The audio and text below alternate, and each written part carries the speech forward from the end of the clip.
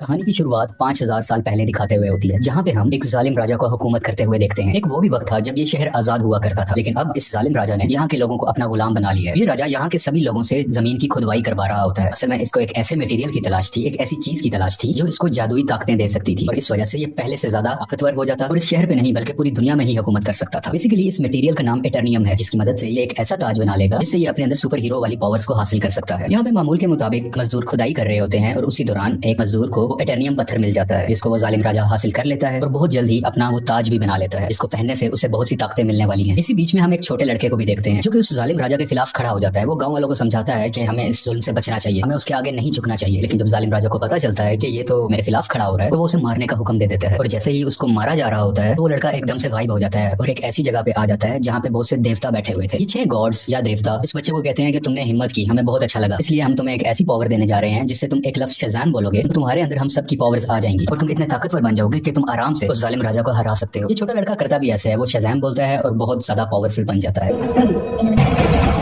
और फौरन ही वो उस राजा के महल में आ जाता है, जहाँ पे वो अपना शैतानी ताज पहन रहा होता है कि उसके पास बहुत सी पावर्स आ जाए। लेकिन ये छोटा लड़का जो शज़ाम बोलने के बाद अब बहुत पावरफुल बन चुका है, वो वहाँ आके तबाही मचा देता है और सबको मारने लगता है। ये इतने गुस्से में होता है कि जालिम राजा के साथ साथ वहाँ के पूरे शहर को ही तबाह कर डालता है। और यहीं से कहानी जाती है 5000 साल बाद और हम प्रेजेंट का टाइम देखते हैं। अभी के टाइम पे भी हमें वही शहर दिखाया जाता है जहाँ पर एक गैंग ने पूरे तरीके से इस शहर पे कब्जा किया होता है। लोगों पे जुल्म कर रहे हैं, लूट मार कर रहे हैं, पूरी तरह से इस शहर को कंट्रोल में कर रखा है। असल में इस गैंग का एक ही मकसद है कि उस ताज को तलाश करना, यानी कि ये उसी क्राउन, उसी ताज को तलाश कर रहे होते हैं जो आज से 5000 साल पहले उस जालिम राजा ने बनाया था। वो खुद तो मारा गया था, लेकिन उसका ताज अभी भी कहीं ना कहीं इसी शहर में ही दफन है। अब हम एक लड़की को देखते हैं जिसका नाम एड्रियाना है। वो भी इसी ताज को ही ढूंढ रही होती है। ये लड़की पुरानी चीजों को ढूंढने में काफी एक्सपर्ट है, क्योंकि ये आर्कियोलॉजिस्ट है, यानी ये वो लोग होते हैं जो जमीन की खुदाई करते हैं और हिस्ट्री की बहुत सी चीजों के बारे में काफी मालूमात भी रखते हैं। तो ये लड़की एड्रियाना एक केव में जाती है, गार में जाती है, जहाँ पे काफी कोशिशों के बाद इसको वो ताज मिल भी जाता है। एड्रियाना और उसके साथी इसी बात को लेकर खुश हो ही रहे होते हैं, तो हमें पता चलता है कि इसी का एक साथी जिसका नाम इस्माइल है, वो उसी गैंग के साथ मिला हुआ है जिसने पूरे शहर पे कब्जा कर रखा है। तभी इस्माइल अपने साथ आए हुए एक साथी को मार देता है और अपने गैंग के दूसरे लोगों को भी उसी गार में बुला लेता है।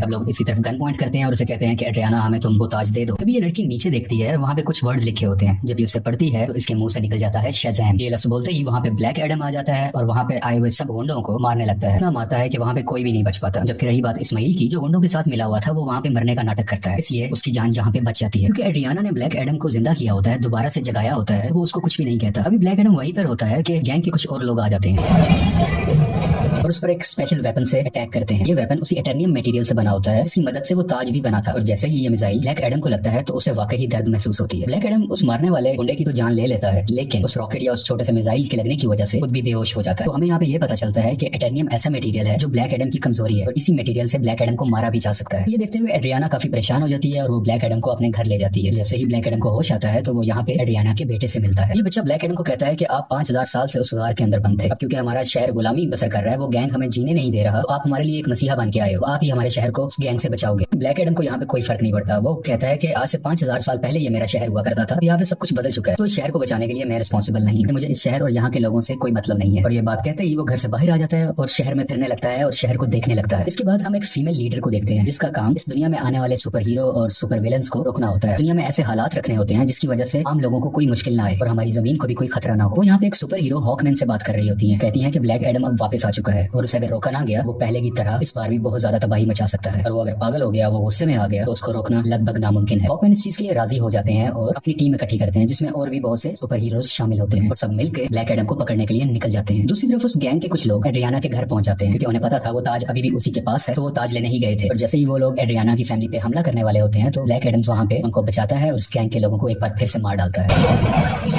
और बचे हुए कुछ लोगों से ये अभी फाइट कर ही रहा होता है। अभी उसी वक्त हॉकमैन की बनाई हुई टीम वहाँ पे आ जाती है और ये सब मिलकर ब्लैक एडम से लड़ाई करने लगते हैं। लेकिन अभी भी ब्लैक एडम इन पर भारी था। वो गैंग के लोग और जस्टिस सोसाइटी की टीम दोनों मिलकर भी इसका कुछ नहीं बिगाड़ पा रहे थे और आखिरकार ब्लैक एडम वहाँ से चला जाता है। ये जस्टिस सोसाइटी की टीम, जो कि हॉकमैन की बनाई हुई टीम है, वो एड्रियाना के पास आते हैं और उससे मदद मांगते हैं कि तुम हमारी हेल्प करो उसको पकड़ने में। लेकिन एड्रियाना उन्हें कहती है कि तुम तब कहाँ थे जब हम पे ये जुल्म हो रहे थे, तुम लोगों को तो मैंने पहले कभी नहीं देखा, एक ब्लैक एडम ही है जिसने हमें बचाया, जब मैं मरने वाली थी तो उसी ने ही मुझे बचाया था। जस्टिस सोसाइटी के लोग कहते हैं इसको तुम समझ रही हो कि वो तुम्हारी हिफाजत कर रहा है, वो बहुत खतरनाक है, आज से 5000 साल पहले भी उसने हमारे इसी शहर को पूरे तरीके से तबाह कर दिया था। और बिल आखिर ये लोग एड्रियाना को राजी कर लेते हैं और इसीलिए एड्रियाना इन सबको ब्लैक एडम के पास ले जाती है ताकि सब लोग बैठ के आपस में बात कर सके, ताकि वो दोनों एक दूसरे की बातों को समझ सके और इनकी आपस की लड़ाई आपस में खत्म हो जाए। तभी दूसरी तरफ इस्माइल जो कि एड्रियाना का साथी था वो उसके घर में एंटर हो जाता है ताकि वो ताज वहां से ढूंढ सके और उसका इस्तेमाल अपने लिए कर सके। लेकिन जब उसे वो ताज नहीं मिलता तो वो गुस्से में एड्रियाना के बेटे को उठा के अपने साथ ही ले जाता है। यहाँ काफी चालाकी से इसका बेटा अपनी मदर यानी एड्रियाना को फोन कर देता है और सब कुछ बता देता है कि मुझे किडनैप कर लिया गया है, मुझे इस्माइल ने ही किडनैप किया है। सुन के ये काफी परेशान हो जाती है, इसलिए ये जस्टिस सोसाइटी और ब्लैक एडम से हेल्प मांगती है, मेरे बेटे को वापस लाने में मेरी मदद करो। और ये दोनों राजी भी हो जाते हैं और मिलकर उसके बेटे को ढूंढने लगते हैं। यहीं पर हॉकमैन उस गैंग के 2 आदमियों को पकड़ लेता है और मार के पूछने पे उसे पता चलता है कि इस्माइल कहाँ पे है। इस्माइल ने उसके बेटे को एक खुफिया जगह में रखा है जो कि एक रेगिस्तान में है। और जब ये सब यानी ब्लैक एडम और जस्टिस सोसाइटी उस जगह पर पहुंचते हैं तो देखते हैं कि इस्माइल ने उसके बेटे पे गन पॉइंट की हुई है। और यहाँ पे इस्माइल एक राज बताता है कि वो गैंग जो पूरे शहर में तबाही मचा रहा है उसका लीडर मैं ही हूँ और ये सब गुंडे मेरे लिए ही काम करते हैं। इसलिए वो एड्रियाना को कहता है कि अगर तुम्हें अपने बेटे की जान बचानी है तो मुझे वो ताज दे दो। तो ये परेशान माँ उसको वो ताज दे देती है ताकि उसके बेटे की जान बच सके, लेकिन इसके बावजूद भी वो उस बच्चे पे गोली चला देता है। और जैसे ही ब्लैक एडम ये देखता है तो वो तेज स्पीड से उड़ता हुआ उसके आगे आकर उस बच्चे की जान बचा लेता है और यहाँ पे इस्माइल को अपनी लाइटनिंग से जला के मुकम्मल तरीके से खत्म कर डालता है। यहाँ पे ब्लैक एडम भी हॉकमैन से मिलता है और उसको एक बहुत बड़ा राज बताता है कि आज से 5000 साल पहले वो लड़का जिसने उस जालिम राजा के खिलाफ आवाज उठाई थी वो मैं नहीं था बल्कि वो मेरा बेटा था। और जब जालिम राजा मेरे बेटे को मार रहा था तो वो उसी वक्त वहीं से गायब हो गया था। इस चीज को देखते हुए जालिम राजा को बहुत गुस्सा आया क्योंकि अब वो मेरे बेटे को तो ढूंढ नहीं पा रहा था, तो उसने मुझे मेरे घर वालों को पकड़ लिया और हमें बहुत मारा पीटा। हमें इतने बुरे तरीके से मारा गया कि शायद कुछ जानवरों पे भी ऐसा सलूक नहीं करता। देखते ही देखते मेरी वाइफ वहीं पर मारी गई और मैं भी तकरीबन मरने ही वाला था। तभी मेरा बेटा मेरे पास वापस आ गया जिसके पास बहुत सी शक्तियां थी, बहुत सी पावर्स थी और उसने अपनी सारी पावर्स मुझे दे दी, यानी कि अब सारी पावर्स मेरे अंदर आ चुकी थी। अभी हम दोनों बात कर ही रहे थे तभी जालिम राजा के लोगों ने एक बार फिर से हम पे हमला कर दिया। वहाँ पे मैं तो बच गया क्योंकि मेरे पास बहुत सी पावर्स थी, लेकिन मेरा बेटा मेरी आंखों के सामने ही मारा गया। अपने बेटे को मरता हुआ देख के मैं आग बबूला हो गया, यानी मुझे बहुत गुस्सा आ गया और मैंने जालिम राजा और उसके लोगों को तो मार दिया, लेकिन वो पावर्स वो शक्तियां मेरे काबू में नहीं रही, मैं उन्हें कंट्रोल ही नहीं कर सका। देखते ही देखते ये पूरा शहर मेरे ना चाहते हुए तबाह हो गया। मेरा ऐसा करने की वजह से उन देवताओं ने जिन्होंने मेरे बेटे को शक्ति दी, वो शक्ति अब मेरे पास है, वो बहुत नाराज हो चुके थे। मैंने अपनी पावर का मिसयूज किया है, मैंने अपनी पावर को कंट्रोल में नहीं रखा, इसीलिए उन्होंने मुझे उस केव में बंद कर रखा और मैं कई हजार साल तक उस केव उस गार के अंदर बंद रहा। जब एड्रियाना ने आके नाम लिया तो मैं एक बार दोबारा से जिंदा हो गया। यहाँ पे ब्लैक एडम को अभी भी बहुत अफसोस होता है कि उसकी वजह से पहले भी बहुत ज्यादा तबाही मची और अब भी बहुत ज्यादा तबाही मची है, बहुत से लोग मारे गए। वो हॉकमैन को कहता है कि मैं सरेंडर करना चाहता हूँ, मैं अपनी पावर्स को खत्म करके तुम लोगों के हवाले करना चाहता हूँ ताकि मेरी वजह से किसी को कोई नुकसान ना पहुंचे। इसके बाद ब्लैक एडम शज़ैम का वर्ड बोलता है जिससे वो वापस से अपनी एक नॉर्मल फॉर्म में आ जाता है, यानी वो एक नॉर्मल इंसान बन जाता है जिसके पास इस वक्त सुपर पावर्स नहीं है। और जब तक ये दोबारा शज़ैम नहीं बोलेगा तब तक ये वापस से ब्लैक एडम नहीं बन सकता। इसलिए ये इनसे रिक्वेस्ट भी करता है तो मेरे साथ कुछ ऐसा करो कि मैं दोबारा से ये वर्ड बोल ही ना सकूं। आखिरकार ब्लैक एडम को पानी के अंदर डाल दिया जाता है और उसके मुंह में एक ऐसी डिवाइस लगा दी जाती है जिस वजह से ये बोल ही ना पाए। एक छोटी सी जेल होती है जिसमें ब्लैक एडम को बंद कर दिया जाता है। दूसरी तरफ हमें इस्माइल को दिखाया जाता है जो कि मर चुका था और अब वो हेल के अंदर आ गया है। इस्माइल को एक बात शुरू से पता थी कि अगर वो उस ताज की ताकत को हासिल करना चाहता है तो उसका तरीका ये है कि उसको वो ताज अपने हाथ में पकड़ना होगा और उसी वक्त कोई ना कोई उसको मारे कि वो मर के हेल में आ जाए, यानी कि जहन्नुम में आ जाए और वो हेल के डीमन से यहाँ पे मिल सके जिनसे वो पावर हासिल कर सके। ये सारी बातें इस्माइल शुरू से ही जानता था, इसीलिए उसने ब्लैक एडम को उकसाया कि मैं जैसे ही एड्रियाना के बेटे को मारूंगा ब्लैक एडम आके उसे बचाएगा और मुझे मार डालेगा और उसी वक्त ताज भी उसके हाथ में ही था। ये सब बातें ये शुरू से जानता था और सब कुछ इसके प्लान के मुताबिक ही हो रहा था। यहाँ हेल के डीमंस इस्माइल से मिलते हैं और उसको अपनी पावर्स दे देते। पहले जैसा इंसान नहीं था, ये सबाक बन चुका होता है, इन पावर्स के साथ इस दुनिया में आ जाता है और हर तरफ तबाही मचाने लगता है। जैसे ही जस्टिस सोसाइटी को इसके बारे में पता चलता है तो वो इसके मुकाबले के लिए इसके सामने आते हैं। यहाँ पे काफी देर लड़ाई चलती रहती है, लेकिन सबाक क्योंकि बहुत ज्यादा पावरफुल था ये सब मिलकर भी उसको नहीं रोक पा रहे थे।